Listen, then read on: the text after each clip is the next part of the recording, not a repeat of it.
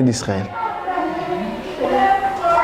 Mais quand on commence à lire les passages avec l'esprit des prophètes, ce Balaam-là, il a été tué par Israël. Parce que Dieu a demandé de venger ce que Balaam a fait là. Dieu a dit de venger Israël sur les Madianites. Parce que Balaam, comme il n'arrivait pas à maudire Israël pour accomplir les désirs de Balak, roi de Sodome, non, roi de Moab, c'est ça? Le roi de Moab, il n'arrivait pas à accomplir les désirs du roi de Moab. On sait ce que c'est que Moab. Il lui a dit, mais toi, vas-y, je vais te montrer quelque chose. Je vais t'enseigner une doctrine, elle est efficace. Une doctrine, elle est puissante. Ils vont succomber. Et la doctrine de Balaam, c'était d'enseigner comment séduire les enfants d'Israël. Et la Bible dit que le cœur des enfants d'Israël a été emporté par les femmes, les Madianites. Et ils ont commencé à adorer le dieu Baal-Péor. Ils se sont écartés du Seigneur. Or, ils étaient dans la station des plaines arides de Moab. On est arrivé. On est déjà arrivé, on est à la deuxième station. Les plaines arides de Moab. Quand tu es là-bas, là, si tu vas sur certaines montagnes, là, tu peux voir Jéricho en face. C'est là qu'il y a 23 000 qui sont tombés. On séduit Israël. Et c'est comme si ce n'était pas suffisant. Il y a un prince, un de la lignée même des princes, Zimri, un gars de Siméon, un fils de prince de Siméon. Il allait prendre une femme madianite qui elle-même, elle est princesse, fille de roi. Et ils vont dans une tente devant les yeux de tout le monde, devant Moïse, pour dire que ça, il n'y a rien dedans. En fait, c'est pour on s'en fout. Mais il y a des gens qui étaient dans le peuple, qui avaient une passion jalouse, comme Finé. Ils ont dit ça là, on ne fait pas ça ici. Ils sont allés et il a pris la lance et il les a piqués par le bas. C'était terrible. Et c'est en ce moment-là que le fléau s'est arrêté. Parce que les gens mouraient à cause de cette infidélité-là. Mais ça c'est un niveau, premier niveau. Ça concerne les choses de la chair qu'on voit. Mais les filles dont il est question ici, là, ce n'est pas nos moments, ce n'est pas nos filles, simplement. Dieu n'est pas sanguinaire, mais c'est prophétique.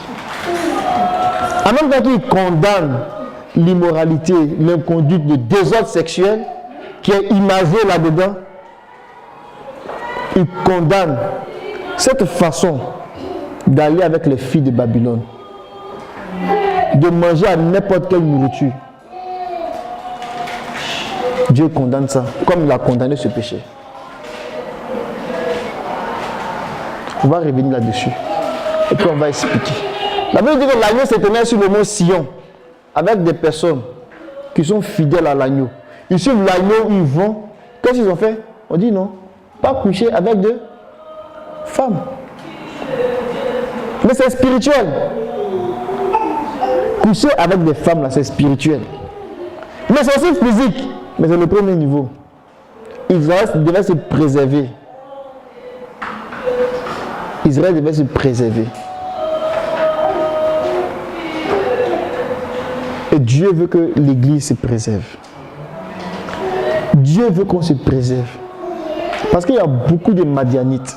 Il y a beaucoup de doctrines qu'on peut assimiler à des Madianites qui viennent nous ensorceler. Vous comprenez? Qui viennent nous ensorceler. Et lorsqu'on rentre dans cette doctrine-là, on perd le nord. On ne peut même plus considérer Dieu. Et on devient comme sous l'effet du vin. On est ivre.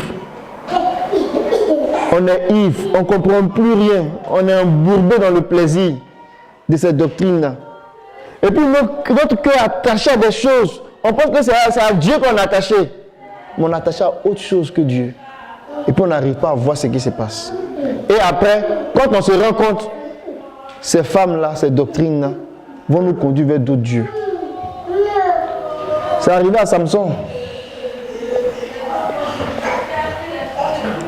Ce qu'on entend là, la parole de Dieu qu'on entend, on n'a qu'à faire attention. Ce n'est pas n'importe quelle parole qu'il faut manger. Ce n'est pas n'importe quelle femme avec laquelle il faut que tu te couches. C'est ça que ça veut dire. Et les dénominations, là, il y en a plein comme ça, avec lesquelles le Seigneur ne veut pas qu'on se prostitue. On va dire ça pour terminer. Dans Apocalypse,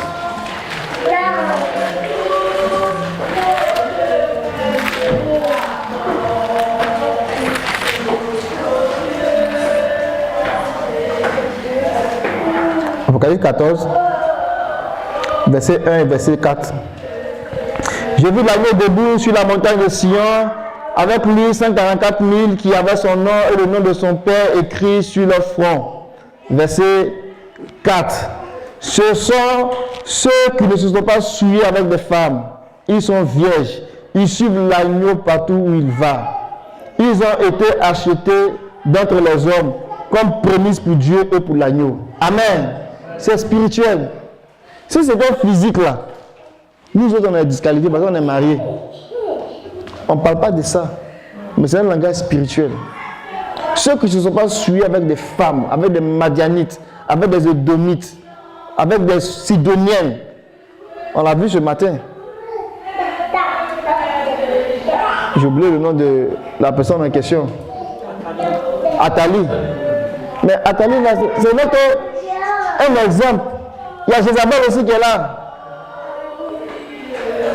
Dieu a donné ces images-là pour nous servir d'exemple, pour nous avertir. Amen. Il y a beaucoup à dire. Mais quand le Seigneur nous aide et qu'il nous donne l'esprit des prophètes, l'esprit de la prophétie, de sorte que quand on lit là, que notre cœur brûle au-dedans de nous et qu'on fasse attention et que ça nous donne de l'intelligence, ça nous donne de la sagesse pour craindre Dieu. Amen. Amen. Amen. Que le Seigneur nous préserve. Que le Seigneur préserve l'Église. Que le Seigneur nous garde. Qu'on ne se souille pas. Amen. Parce que l'agneau, il veut qu'on le suive partout où il va. Amen. Amen. L'apôtre Paul a dit, je vous ai fiancé. Je vous ai fiancé et je ne veux pas que le diable vienne vous détourner. Restez fidèle à l'agneau. Restez fidèle à l'agneau. Il y a un seul agneau, le vrai agneau. Amen. Parce qu'il y en a un faux, mais il y a un seul vrai agneau. Amen. Dans Apocalypse 13, il y a un faux agneau. Il y a un faux agneau. Mais je parle du vrai agneau. Le faux agneau, il ressemble à l'agneau. Tu les mets les deux, tu les regardes, tu ne vas pas voir les différences. Parce qu'il a l'apparence d'un agneau. Il fait comme un agneau. Il a une chair comme un agneau. Il a une Bible comme un agneau. Il s'habille peut-être même comme un agneau par moment. Il paraît comme un agneau. Mais il n'a qu'à parler un peu. On va l'écouter. La Bible dit que quand il va commencer à parler, il aura la voix d'un dragon.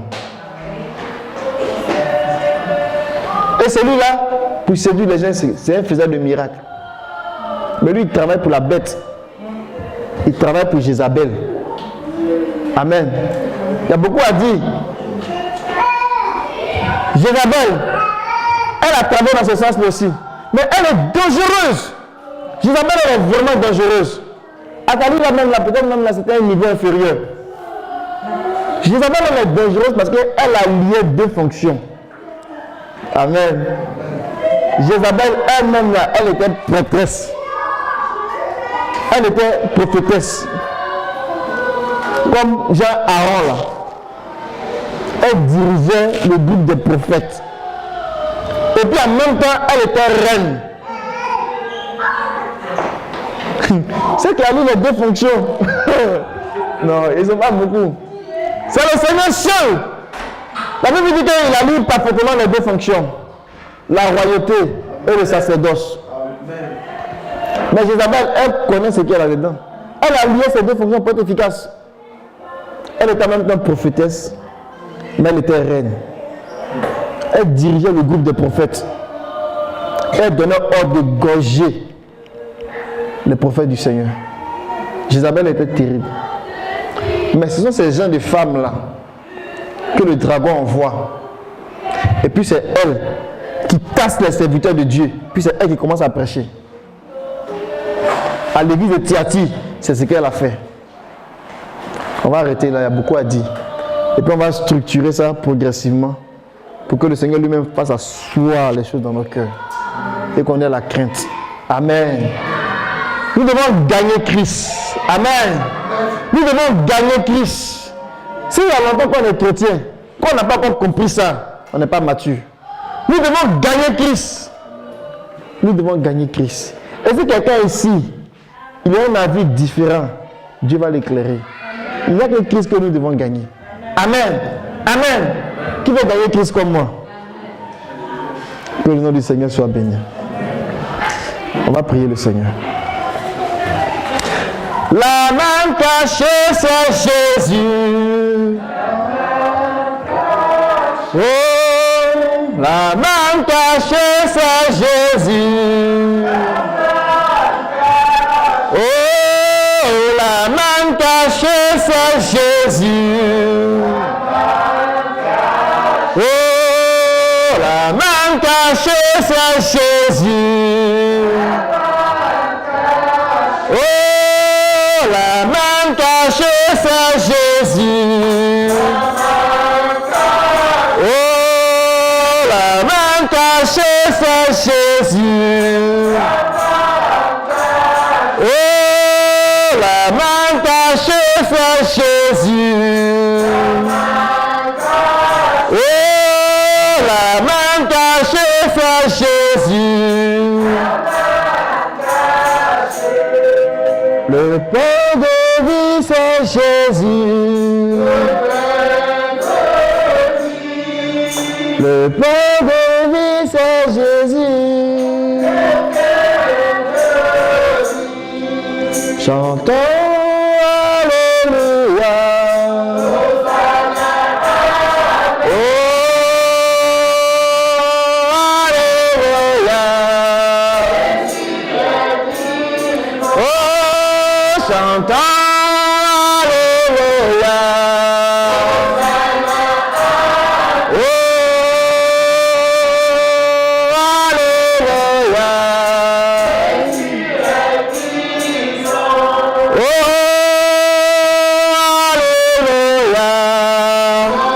Sakarabara yonda bariba baba barakoshi baba bara yonde beriba baba barakoshi baba baba baba sto de bodolo baba basto. Béni soit ton nom, béni soit ton nom, béni soit ton nom. Bénissons le Seigneur, bénissons le Seigneur, bénissons le Seigneur, bénissons le Seigneur. Alléluia. Oh, merci Jésus, merci Jésus, merci Jésus, merci Jésus, merci Jésus. Élevons la voix, élevons-nous, élevons la voix, bénissons le Seigneur. Bénissons le Seigneur, bénissons le Seigneur, bénissons le Seigneur. Disons au Seigneur que son projet nous intéresse. Disons au Seigneur que son projet nous intéresse. Disons au Seigneur que son projet nous intéresse. Disons au Seigneur que son projet nous intéresse. Nous ne voulons pas retourner en Égypte. Disons au Seigneur que son projet nous intéresse. Nous ne voulons pas être des idolâtres. Oh, béni soit ton nom, Seigneur. Béni soit ton nom, Seigneur. Béni soit ton nom, Seigneur. Béni soit ton nom, Seigneur. Béni soit ton nom, Seigneur. Béni soit ton nom, Seigneur. Béni soit ton nom, Seigneur. Béni soit ton nom, Seigneur. Béni soit ton nom, Seigneur. Que la gloire te revienne. Seigneur, que la gloire te revienne. Nous te sommes reconnaissants. Nous te sommes reconnaissants. Nous te sommes reconnaissants. Nous te sommes reconnaissants. Nous te sommes reconnaissants. Nous te sommes reconnaissants. L'autorité de ta parole est à l'œuvre. L'autorité de ta parole est à l'œuvre. L'autorité de ta parole est à l'œuvre. L'autorité de ta parole est à l'œuvre. L'autorité de ta parole est à l'œuvre. Nous ramenons toute pensée captive à l'obéissance de Christ. Nous amenons toute pensée captive à l'obéissance de Christ. Nous amenons toute pensée captive à l'obéissance de Christ. Nous amenons toute pensée captive à l'obéissance de Christ. Nous voulons gagner Christ. Nous voulons gagner Christ. Nous voulons gagner Christ. Nous voulons gagner Christ. Nous voulons gagner Christ. Nous voulons gagner Christ. Nous voulons gagner Christ. Béni soit ton nom, Seigneur. Que la gloire te revienne. Que la gloire te revienne, Seigneur. Que la gloire te revienne, Seigneur. Que la gloire te revienne, Seigneur. Au nom de Jésus. Au nom de Jésus. Au nom de Jésus. Au nom de Jésus. Alléluia. Merci, Seigneur. Alléluia. Merci, Seigneur. Merci, Seigneur.